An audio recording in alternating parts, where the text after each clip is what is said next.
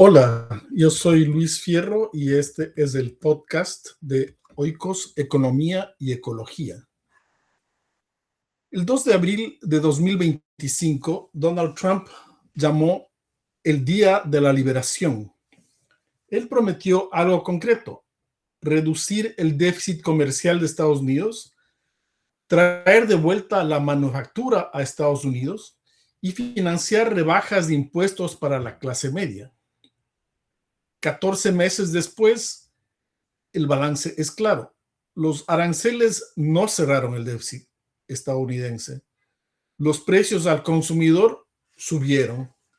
El empleo en manufactura se redujo y el comercio mundial se reconfiguró de una manera inesperada. La pregunta que nos hacemos hoy es simple: ¿quién está ganando esta guerra comercial mundial? La respuesta, por el momento, China, pero algunos países están perdiendo más que otros. Empecemos por el objetivo número uno del presidente Trump: el déficit comercial de Estados Unidos. Según el Peterson Institute for International Economics, una de las instituciones más serias en este tema, es contundente: los aranceles no alteraron de manera significativa la balanza comercial. El déficit en bienes no bajó, más bien subió. ¿Por qué falló la estrategia? Por una razón estructural que los economistas conocemos bien. El déficit comercial refleja el desequilibrio entre el ahorro y la inversión en un país. Mientras Estados Unidos siga financiando su déficit fiscal con capital externo, el déficit en cuenta corriente persiste, con aranceles o sin aranceles. Estados Unidos no ha tenido un superávit en la cuenta corriente desde 1975. Lo que sí cambió fue el arancel efectivo, que pasó de 1,5% en 2022 a más del 15%.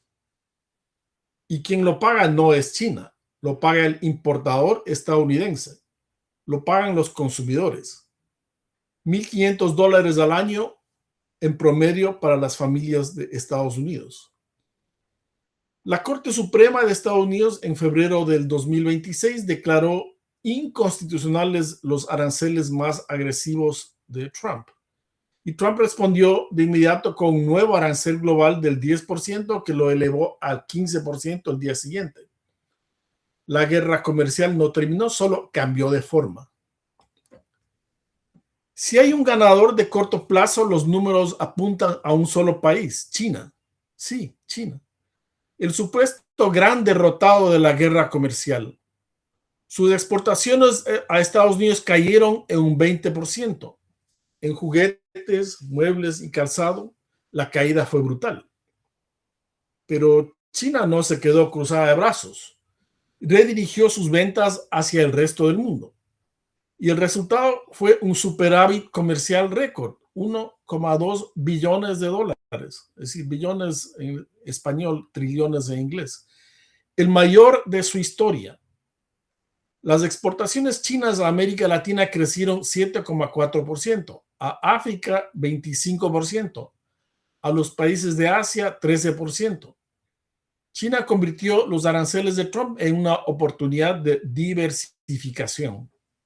Mientras tanto, el Fondo Monetario Internacional proyecta que China crecerá cerca del 4%, tanto en 2025 como en 2026, y está ajustando su mezcla exportadora hacia semiconductores, buques y automóviles. La ironía: los aranceles de Trump aceleraron exactamente lo que pretendía frenar: el protagonismo global de China. El tercer actor clave en esta historia es el Tratado de Libre Comercio entre Estados Unidos, México y Canadá, conocido en inglés como USCMA o en español como TMEC. Por ahora el acuerdo sigue vivo. La mayor parte del comercio entre los tres países continúa bajo aranceles cero, lo cual de hecho ha mitigado el impacto de la guerra arancelaria. Eso explica por qué México atrajo casi 41,000 millones de dólares en inversión extranjera directa solo en los primeros 9 meses de 2025. impulsado por el nearshoring, la relocalización de fábricas cerca de Estados Unidos. Pero el reloj corre. En un mes, el 1 de julio de 2026, los 3 países deben completar la primera revisión obligatoria del acuerdo. Y lo que antes esperaba sea una revisión rutinaria se convirtió en una negociación de alto riesgo. El representante comercial de Estados Unidos fue directo ante el Congreso. Él dijo, comillas, las deficiencias del TMEC son tales que un simple sello de aprobación no está en el interés nacional. Trump quiere más concesiones de inmigración, narcotráfico, control del narcotráfico y reglas de origen para contener componentes chinos que entran vía México. Si el acuerdo no se renueva, los aranceles podrían subir entre el 10 y el 25%. Décadas de integración productiva están en riesgo. Para México, el crecimiento podría caer a apenas 0,7% en 2026. Y América Latina, la región navega con relativa resiliencia, pero esa calma esconde vulnerabilidades reales. La buena noticia, los aranceles recíprocos de Trump golpearon menos a la región que a otras zonas del mundo. El comercio sur-sur ganó terreno.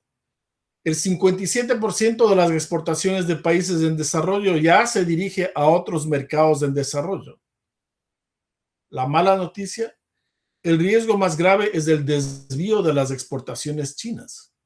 Si China redirige sus ventas masivas hacia América Latina, y lo está haciendo, los productores latinoamericanos de manufacturas enfrentarán una competencia de precios devastadora.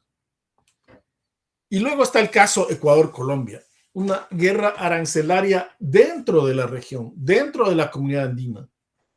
Ecuador llegó a imponer aranceles de hasta el 100% a Colombia. Colombia respondió con aranceles escalonados sobre 191 productos ecuatorianos. Las exportaciones colombianas hacia Ecuador ya han caído en un 79%. 2.810 empresas colombianas se vieron afectadas. Esta fue una herida autoinfligida justo en el peor momento. El 29 de mayo, a días de las elecciones en Colombia, el presidente Noboa súbitamente eliminó dichos aranceles. Él dijo que lo hacía por acuerdo con el candidato de ultraderecha, pero lo cierto es que la comunidad andina también había dado un plazo para eliminar los aranceles. Entonces, ¿quién está ganando la guerra comercial? La Organización Mundial del Comercio, el Fondo Monetario Internacional, la UNCTAD, el Peterson Institute coinciden en el diagnóstico. Nadie. Es un juego de suma negativa. Estados Unidos no cerró su déficit. Sus consumidores pagan más. China ganó en el corto plazo, pero a costa de creciente hostilidad en sus nuevos mercados. Europa y Asia moderaron su crecimiento y los países en desarrollo, los menos responsables de los desequilibrios mundiales, sufren de manera desproporcionada.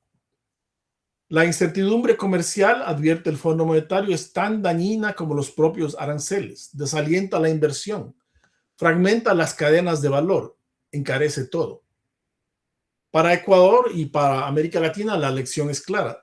Diversificar mercados no es una opción, es una necesidad estratégica.